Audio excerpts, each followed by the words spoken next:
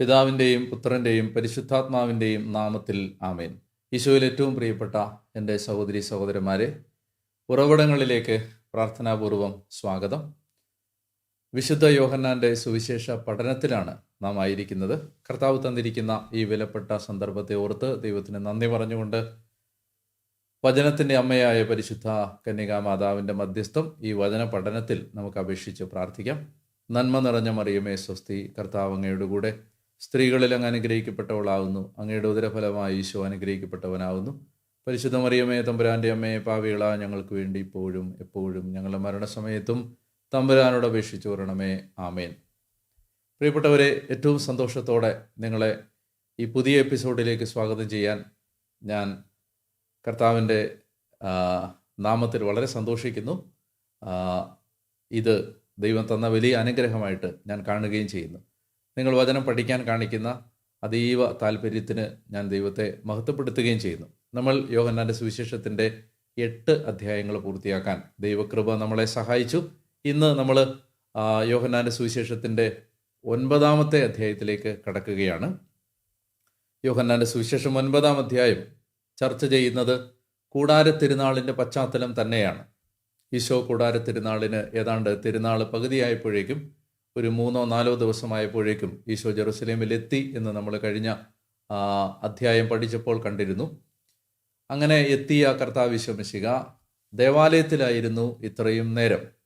ദേവാലയത്തിൽ അവൻ പഠിപ്പിച്ചുകൊണ്ടിരുന്നു.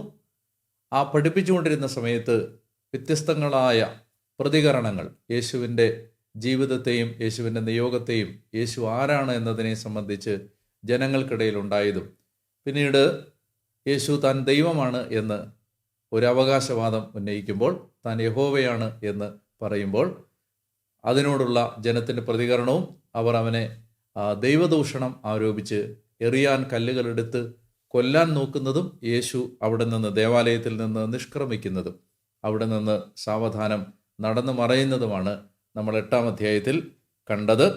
അവിടെ നിന്ന് പുറത്തുപോയി അവരിൽ നിന്ന് അവൻ നടന്നു മറഞ്ഞു എന്നാണ് നമ്മൾ 8-ാം അധ്യായത്തിൻ്റെ അവസാനത്തിൽ വായിച്ചത്. അങ്ങനെ ഈശോ കടന്നു പോകുന്ന സമയത്ത് ജന്മന അന്ധനായിരുന്ന ഒരു മനുഷ്യനെ കാണുന്നതും യേശു അവനെ സുഖപ്പെടുത്തുന്നതും, ഇങ്ങനെ ഈശോ അവനെ സുഖപ്പെടുത്തി കഴിയുമ്പോൾ അതിനോടുള്ള ജനത്തിൻ്റെ പ്രതികരണവുമാണ് നമ്മൾ ഈ അധ്യായത്തിൽ കാണാൻ പോകുന്നത്. ഏതാണ്ട് 7 പ്രതികരണങ്ങൾ ഈ ഒരു സംഭവവുമായി ബന്ധപ്പെട്ട് നമുക്ക് കാണാൻ കഴിയും. നന്മ ചെയ്തതിൻ്റെ പേരിൽ, എന്തെങ്കിലും ഒരു നന്മ പ്രവൃത്തി ചെയ്തതിൻ്റെ പേരിൽ അപമാനവും ആക്ഷേപവും തിന്മകളും ഏറ്റുവാങ്ങേണ്ടി വന്ന ആളുകളെ നിങ്ങൾ കണ്ടിട്ടുണ്ടാവും. നന്മ ചെയ്തതിൻ്റെ പേരിൽ വേട്ടയാടപ്പെട്ട മനുഷ്യർ, അവരിൽ ആദ്യത്തെ ആളാണ്, അല്ലെങ്കിൽ അവരിലെ 1-ാമത്തെ ആളാണ് നമ്മുടെ കർത്താവായ യേശു ക്രിസ്തു. നന്മ ചെയ്തതിൻ്റെ പേരിൽ വേട്ടയാടപ്പെട്ട ഒരാൾ നമ്മൾ കാണുന്നുണ്ട്. അതായത് Jesus is getting into trouble whenever he does something good. എവിടെയെങ്കിലും ഒരു നന്മ ചെയ്യുന്ന സമയത്ത് ആ നന്മ ചെയ്തതിൻ്റെ പേരിൽ കർത്താവ് ഈശോ മിശിഹ ഒരു വലിയ കുഴപ്പത്തിലേക്ക് ചെന്നുപെടുന്നതായി നമ്മൾ കാണുന്നുണ്ട്. ഈശോയുടെ ഓരോ അത്ഭുതങ്ങൾ കഴിയുമ്പോഴും കർത്താവ് എത്തിപ്പെടുന്നത് കൂടുതൽ കുഴപ്പങ്ങളിൽ നിന്ന് കുഴപ്പങ്ങളിലേക്കാണ്.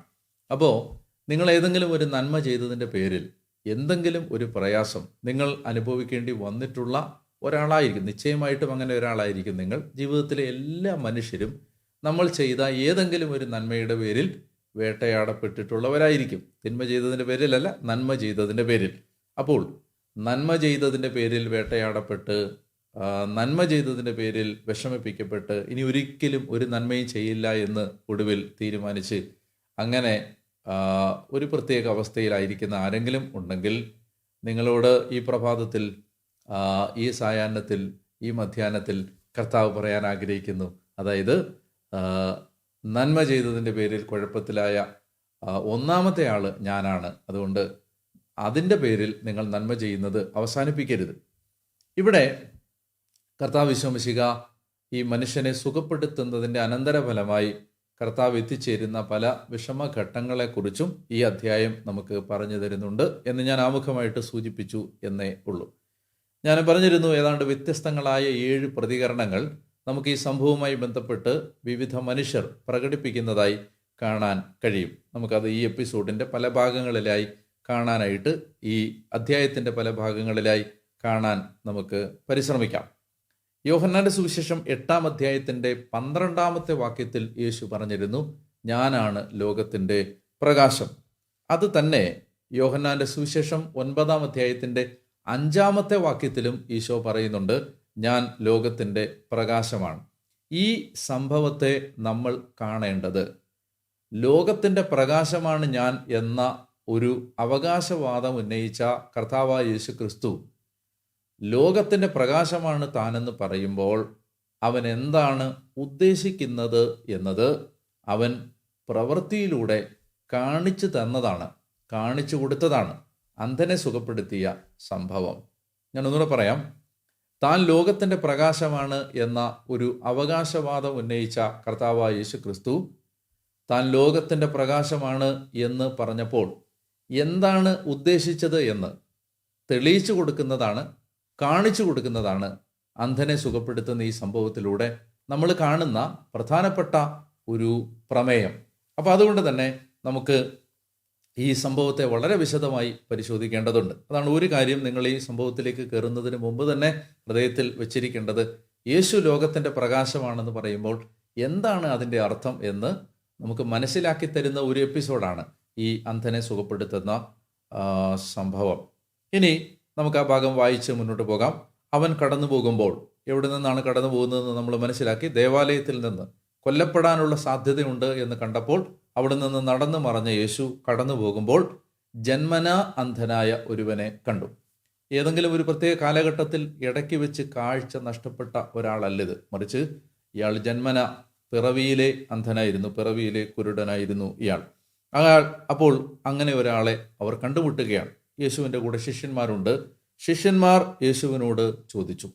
അപ്പോൾ ഒന്നാമത്തെ പ്രതികരണം നമ്മൾ കാണുന്നത് ശിഷ്യന്മാരുടെ പ്രതികരണമാണ്. ഈ 7 പ്രതികരണങ്ങളെന്ന് ഞാൻ പറഞ്ഞതിൽ ആദ്യത്തെ പ്രതികരണം, ഇങ്ങനെ ഒരു സംഭവം കാണുമ്പോൾ ശിഷ്യന്മാരുടെ പ്രതികരണം എന്താണ്? അപ്പോൾ ശിഷ്യന്മാരുടെ പ്രതികരണം, ശിഷ്യന്മാർ യേശുവിനോട് ഒരു ചോദ്യം ചോദിക്കുകയാണ്. ചോദ്യം ഇതാണ്, റബി, ഇവൻ അന്ധനായി ജനിച്ചത് ആരുടെ പാപം നിമിത്തമാണ്? ഇവൻ അന്ധനായി ജനിക്കാൻ ആര് പാപം ചെയ്തു? ഇവനോ ഇവൻ്റെ മാതാപിതാക്കന്മാരോ? ഇതാണ് ആദ്യത്തെ ചോദ്യം. അപ്പോൾ നമ്മൾ ആലോചിച്ച് നോക്കിയാൽ എന്തുകൊണ്ടായിരിക്കും ശിഷ്യന്മാർ ഇങ്ങനെ ഒരു ചോദ്യം ചോദിച്ചത്? ഇവർക്ക് ഈ ചോദ്യം ചോദിക്കാനുള്ള കാരണം എന്താണ്? 2 കാരണങ്ങൾ കണ്ടെത്താൻ കഴിയും. ഒന്ന്, ഇവരുടെ വചന പരിചയമാണ്. നിയമാവർത്തന പുസ്തകത്തിൽ തിന്മ ചെയ്യുന്നതിന്, ദൈവകൽപ്പനകൾ ലംഘിക്കുന്നതിന്, അതിൻ്റെ അനന്തരഫലമായി ഉണ്ടാകാനിടയുള്ള തിന്മകളും ദുരിതങ്ങളും വിവരിക്കുന്ന സമയത്ത് മോശ പറയുന്നുണ്ട്, മാനസികോന്മാദം, രോഗപീഠകൾ, അന്ധത തുടങ്ങിയവ ഈ ഉടമ്പടി ലംഘനത്തിൻ്റെ അനന്തരഫലമായി ഇസ്രായേൽ എന്ന ജനതയുടെ ജീവിതത്തിൽ സംഭവിക്കാനിടയുണ്ട് എന്ന് മോശ പറയുന്ന ഒരു വചന പരിചയം ഇവരുടെ ഈ ചോദ്യത്തിൻ്റെ പിന്നിലുണ്ട്. നിയമാവർത്തന പുസ്തകത്തിൽ ദൈവം അരുളി ചെയ്ത കാര്യങ്ങൾ, അല്ലെ മോശയിലൂടെ അരുളി ചെയ്യപ്പെട്ട കാര്യങ്ങൾ ഇവരുടെ മനസ്സിൽ കിടക്കുന്നത് കൊണ്ടാണ് ഈ അന്ധത ഈ ഒരു മനുഷ്യൻ്റെ തിന്മയുടെ അനന്തരഫലമായി ഉണ്ടാകാം എന്ന ഒരു ചോദ്യം ഇവരുടെ ഉണ്ടാകാമെന്ന ഒരു ധാരണ ഇവരുടെ മനസ്സിൽ കിടക്കുന്നതും അതിൻ്റെ പശ്ചാത്തലത്തിൽ അവർ ഈ ചോദ്യം ചോദിക്കുന്നു. രണ്ടാമത്തേത്, നമ്മൾ 5-ാം അധ്യായത്തിൽ കണ്ടിരുന്നു. യേശു തളർവാദ രോഗിയെ സുഖപ്പെടുത്തുന്ന സമയത്ത് യേശു അവനെ സുഖപ്പെടുത്തി പറഞ്ഞയക്കുമ്പോൾ ഈശോ തന്നെ പറഞ്ഞൊരു വാചകമുണ്ട്, കൂടുതൽ മോശമായത് സംഭവിക്കാതിരിക്കാൻ ഇനി മേലാൽ പാപം ചെയ്യരുത് എന്ന് ഈശോ പറഞ്ഞിരുന്നു. അപ്പോൾ അതിൻ്റെ ധ്വനി, ആ തളർവാദ രോഗം പിടിപെട്ട് കിടന്നത് അവൻ്റെ പാപത്തിൻ്റെ അനന്തരഫലമാണ് എന്ന ഒരു സൂചന, ഒരു ധ്വനി യേശുവിൻ്റെ വാക്കുകളിൽ തന്നെ ഉണ്ടായിരുന്നു. അപ്പോൾ നമ്മളിതിനെ എങ്ങനെയാണ് സമീപിക്കേണ്ടത്? നമ്മളിതിനെ മനസ്സിലാക്കേണ്ടത് ഇങ്ങനെയാണ്.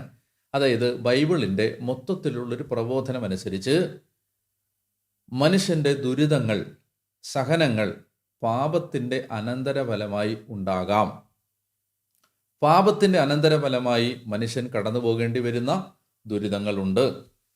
അല്ലെങ്കിൽ മനുഷ്യ ദുരിതങ്ങളുടെ പിന്നാമ്പുറത്ത് പാപം ഉണ്ട്. ഇത് ബൈബിൾ പഠിപ്പിക്കുന്ന വളരെ ശക്തമായ ഒരു പ്രബോധനമാണ്. ബൈബിൾ ഇതിനെക്കുറിച്ച് വ്യക്തതയോടെയാണ് പഠിപ്പിക്കുന്നത്. അപ്പോൾ അതുകൊണ്ട് ഒരിക്കലും നമുക്കതിനെ ബൈപ്പാസ് ചെയ്യാൻ പറ്റില്ല, അതിനെ മറികടക്കാൻ പറ്റില്ല, അതില്ല എന്ന് പറയാനും പറ്റില്ല. മനുഷ്യൻ്റെ പാപത്തിൻ്റെ അനന്തരഫലമാണ് ലോകം കടന്നു പോകുന്ന ദുരിതങ്ങൾ എന്ന് തന്നെ പഠിപ്പിക്കുന്ന ഗ്രന്ഥമാണ് ബൈബിൾ. അപ്പോൾ ഇത് ഒരു വശത്ത് സത്യമായിരിക്കെ തന്നെ കുറെ കൂടി വ്യക്തതയോടുകൂടി നമ്മളതിനെ മനസ്സിലാക്കുമ്പോൾ നമ്മൾ തിരിച്ചറിയുന്നുണ്ട്, മനുഷ്യൻ്റെ എല്ലാ ദുരിതങ്ങളുടെയും പിന്നിൽ അവനോ അവൻ്റെ മാതാപിതാക്കന്മാരോ ചെയ്ത പാപം ആകണമെന്നില്ല. എന്ന് പറഞ്ഞാൽ ലോകത്ത് അനേകം മനുഷ്യർ അനുഭവിക്കുന്ന ദുരിതങ്ങളും വേദനകളും അവരുടെ പാപം മൂലം അല്ല. അപ്പോൾ പാപത്തിൻ്റെ അനന്തരഫലമായി ദുരിതങ്ങളും ദുരന്തങ്ങളും ഉണ്ടാകാം എന്ന് ബൈബിൾ പറയുമ്പോൾ തന്നെ എല്ലാ ദുരിതങ്ങളും പാപത്തിൻ്റെ അനന്തരഫലമാണ് എന്ന് ഒരിക്കലും ബൈബിൾ പഠിപ്പിക്കുന്നില്ല. ഈ മനുഷ്യൻ്റെ ജീവിതം ചൂണ്ടിക്കാണിച്ചിട്ട് യേശു ക്രിസ്തു ഈ മനുഷ്യനെ ഈ ഉദാഹരണമാക്കിക്കൊണ്ട് പറയുകയാണ്, ഇവൻ അന്ധനായി ജനിച്ചത്. ഈശോ പറയുകയാണ്, ഇവനോ ഇവൻ്റെ മാതാപിതാക്കന്മാരോ പാപം ചെയ്തിട്ടല്ല, പ്രത്യുത ദൈവത്തിൻ്റെ പ്രവൃത്തികൾ ഇവനിൽ പ്രകടമാകേണ്ടതിനാണ്, ദൈവമഹത്വം ഇവനിൽ പ്രവർത്തിക്കേണ്ടതിനാണ്, അല്ലെങ്കിൽ ഇവനിലൂടെ ദൈവമഹത്വം വെളിപ്പെടേണ്ടതിനാണ്. നമ്മൾ അതുകൊണ്ട് ഇതിനെ വളരെ വിശദമായി മനസ്സിലാക്കേണ്ടതുണ്ട്. ഈ ഒരു ഭാഗം തന്നെ വളരെ ഗഹനമായി നമ്മൾ മനസ്സിലാക്കേണ്ടതുണ്ട്. ഇത് നമ്മുടെ ഓരോരുത്തരുടെയും ജീവിതവുമായി ബന്ധപ്പെട്ട വായനകളുള്ള ഒരു ഭാഗമാണിത്. അതുകൊണ്ട് തന്നെ വളരെ വ്യക്തതയോടെ നമ്മൾ ഇതിനെ മനസ്സിലാക്കേണ്ടതുണ്ട്. ഞാൻ ആദ്യം പറഞ്ഞ കാര്യം മനസ്സിലേക്ക് കൊണ്ടുവരിക, മനുഷ്യൻ്റെ ദുരന്തങ്ങൾ, മനുഷ്യ ജീവിതത്തിലെ ദുരന്തങ്ങൾ പാപത്തിൻ്റെ അനന്തരഫലമായി ഉണ്ടാകാം. എന്നാൽ എല്ലാ ദുരന്തങ്ങളും, എല്ലാ മനുഷ്യരുടെയും എല്ലാ ദുരന്തങ്ങളും പാപത്തിൻ്റെ അനന്തരഫലമായി ഉണ്ടാകുന്നത് അല്ല. ഈശോ പറയുകയാണ്, ഇത് തർക്കിക്കാനുള്ള ഒരു വിഷയം എന്നതിനേക്കാൾ നമുക്ക് പ്രവർത്തിക്കാനുള്ള ഒരു അവസരമാണ്. ഞാൻ ഒന്നുകൂടെ പറയാം. ഈശോ പറയുകയാണ്, this is not something to be debated, but this is something to be done about. We have to do something about it, not debate about it. Isho പറയുകയാണ്, ഇതിനെക്കുറിച്ച് തർക്കിക്കാനുള്ള സമയമല്ലത്, അല്ലെ തർക്കിക്കാനുള്ളൊരു വിഷയമല്ലത്. ഇവനെ നമ്മൾ ഒരു പ്രശ്നമായിട്ടല്ല കാണേണ്ടത്, ഒരു വ്യക്തിയായിട്ടാണ് കാണേണ്ടത്. ഇവൻ്റെ പ്രയാസത്തെ നമ്മൾ കാണേണ്ടത് തർക്കിക്കാനുള്ളൊരു വിഷയമായിട്ടല്ല, നമുക്ക് പ്രവർത്തിക്കാനുള്ള ഒരു വിഷയമായിട്ടാണ്. ഈശോ പറയുന്നൊരു വളരെ പ്രധാനപ്പെട്ട വാചകമുണ്ട്, പകലായിരിക്കുവോളം എന്നെ അയച്ചവൻ്റെ പ്രവൃത്തികൾ ഞാൻ ചെയ്യേണ്ടിയിരിക്കുന്നു, ആർക്കും ജോലി ചെയ്യാൻ കഴിയാത്ത രാത്രി വരികയാണ്.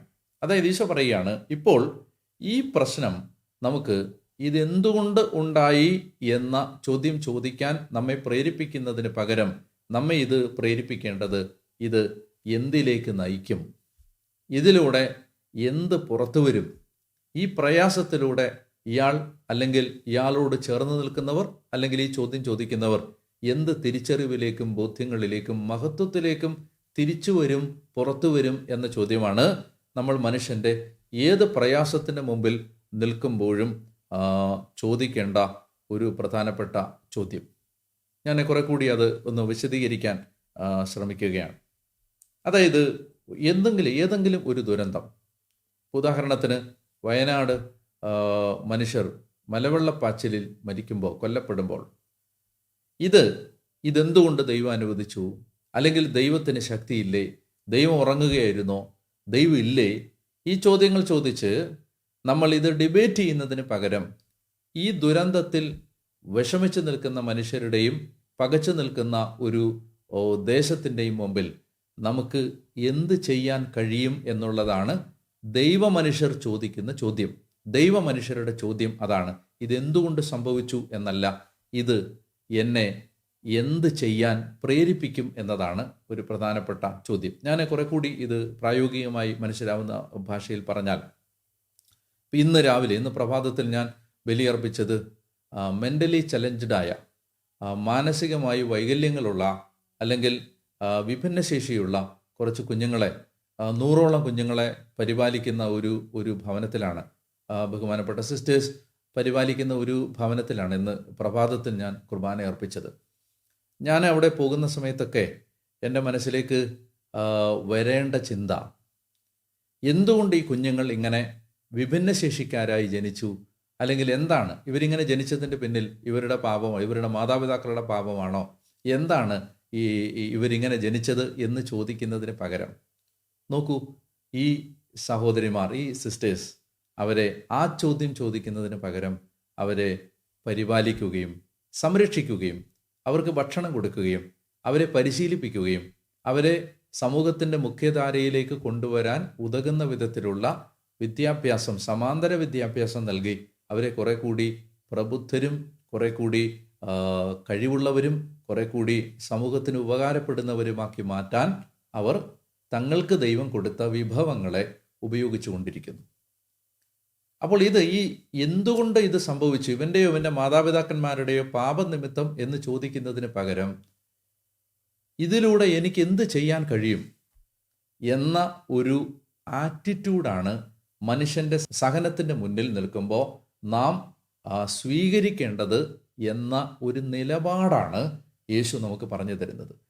സത്യത്തിൽ തിരുസഭ ചെയ്യുന്ന എല്ലാ ഉപവിപ്രവൃത്തികളും, എല്ലാ ആതുര ശുശ്രൂഷകളും, അഗതി മന്ദിരങ്ങളും അനാഥാലയങ്ങളും ആശ്രയമില്ലാത്തവരെ പരിപാലിക്കുന്ന എല്ലാ സംരംഭങ്ങളും ഈ ഈശോയുടെ നിലപാടിൻ്റെ തുടർച്ചയാണ്, ഈ നിലപാടിൻ്റെ എക്സ്പ്രഷനാണ്, പ്രതിഫലനമാണ്.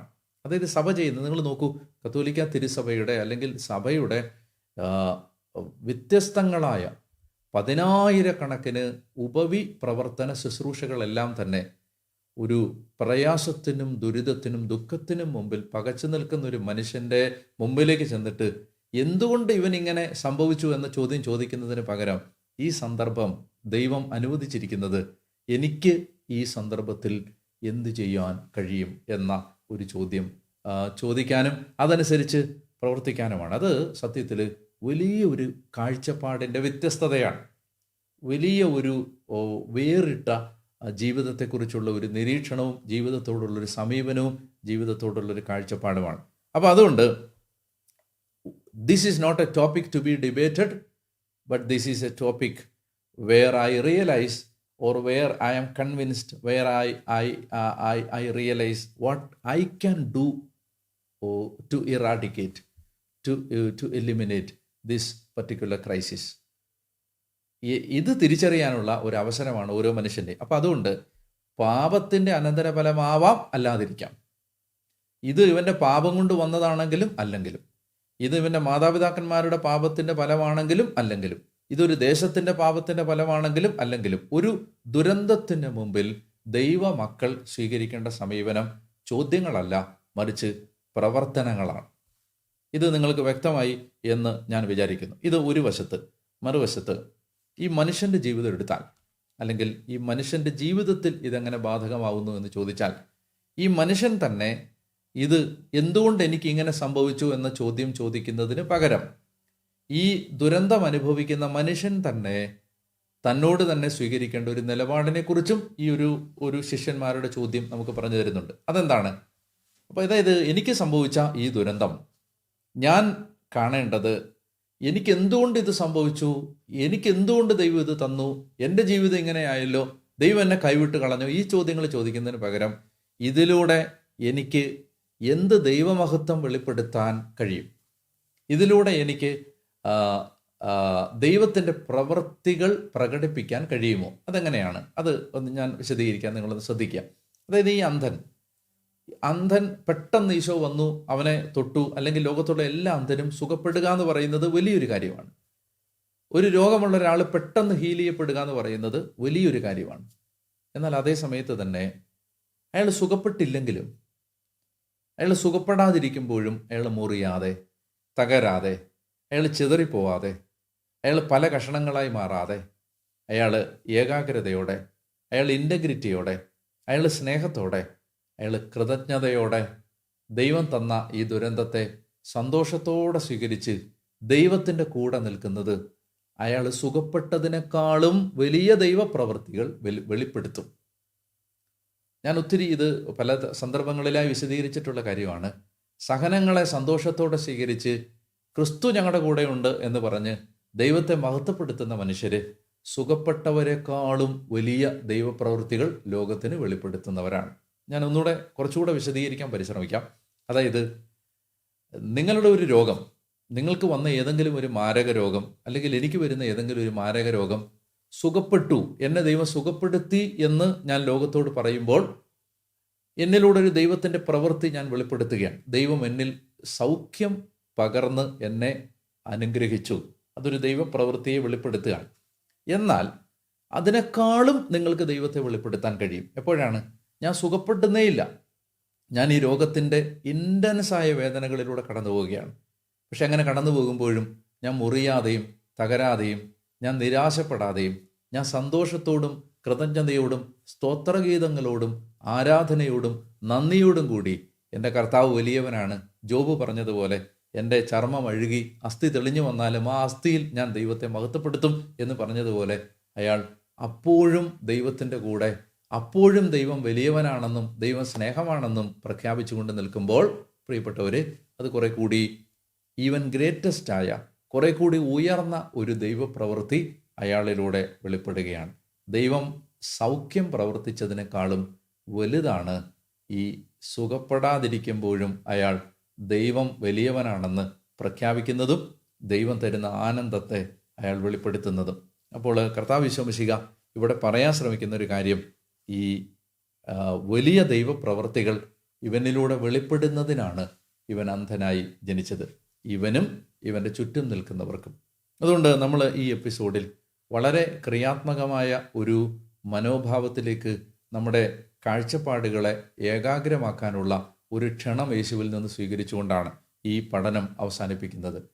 നമ്മുടെ ജീവിതത്തിലാവട്ടെ മറ്റുള്ളവരുടെ ജീവിതത്തിലാവട്ടെ സംഭവിക്കുന്ന ദുരന്തങ്ങളെല്ലാം തന്നെ നമുക്ക് ചിന്തിക്കാനും തർക്കിക്കാനും ചോദ്യം ചെയ്യാനുമുള്ള ഒരു സന്ദർഭത്തിന് അപ്പുറത്ത് നമുക്ക് ദൈവമഹത്വം വെളിപ്പെടുത്താൻ നമുക്കെന്തോ പ്രവർത്തിക്കാനുള്ള ഒരു സന്ദർഭമാണെന്നാണ് ഈശോയുടെ ഓർമ്മപ്പെടുത്തൽ.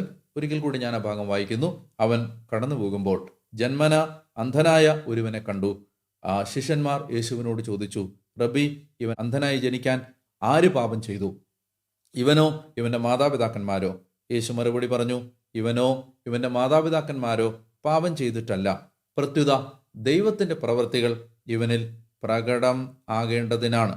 പകലായിരിക്കുവോളം എന്നെ അയച്ചവൻ്റെ പ്രവൃത്തികൾ നാം ചെയ്യേണ്ടിയിരിക്കുന്നു. നോക്കുക, ഈശോ കൃത്യമായിട്ടാണ് പറയുന്നത്. ഇത് ചോദിക്കാനുള്ള സമയമല്ല, പ്രവർത്തിക്കാനുള്ള സമയമാണ്. പകലായിരിക്കുവോളം എന്നെ അയച്ചവൻ്റെ പ്രവൃത്തികൾ നാം ചെയ്യേണ്ടിയിരിക്കുന്നു. ആർക്കും ജോലി ചെയ്യാൻ കഴിയാത്ത രാത്രി വരുന്നു. ലോകത്തിലായിരിക്കുമ്പോൾ ഞാൻ ലോകത്തിൻ്റെ പ്രകാശമാണ്. 5-ാമത്തെ വാക്യം, ഞാൻ ലോകത്തിൻ്റെ പ്രകാശമാണ്. ഇനി ലോകത്തിൻ്റെ പ്രകാശം എന്ന നിലയിൽ ഞാൻ എന്താണ് ചെയ്യാൻ പോകുന്നത്? നമ്മൾ ഈശോ ലോകത്തിൻ്റെ പ്രകാശമാണ് എന്ന് പറഞ്ഞു. കുറേ കഴിഞ്ഞിട്ട് ഈശോ പറഞ്ഞു, നിങ്ങൾ ലോകത്തിൻ്റെ പ്രകാശമാണ് എന്ന് പറഞ്ഞു. നമ്മുടെയും ഒരു ജീവിത ബോധ്യം ഇതായിരിക്കണം. ഞാൻ യേശുവിൻ്റെ പ്രകാശമായി ജീവിക്കാൻ വിളി കിട്ടിയ ഒരാളെന്ന നിലയിൽ ഈ ലോകത്തെ വേദന അനുഭവിക്കുന്ന മനുഷ്യരെ, ആ മനുഷ്യരുടെ ജീവിതത്തെ പ്രകാശിപ്പിക്കാൻ ഞാൻ എന്ത് ചെയ്യുന്നു എന്നതാണ് ഒരു ദൈവ പൈതൽ എന്ന നിലയിൽ ഞാൻ ചോദിക്കേണ്ട ഏറ്റവും പ്രധാനപ്പെട്ട ചോദ്യം. നിങ്ങളുടെ ഈ ദിവസം കർത്താവ് അതിശക്തമായ അനുഗ്രഹങ്ങളാൽ നിറയ്ക്കട്ടെ എന്ന് ഞാൻ പ്രത്യേകം പ്രാർത്ഥിക്കുന്നു. ഈശോയുടെ വലിയ നാമം മഹത്വപ്പെടട്ടെ. പിതാവിൻ്റെയും പുത്രൻ്റെയും പരിശുദ്ധാത്മാവിൻ്റെയും നാമത്തിൽ ആമേൻ.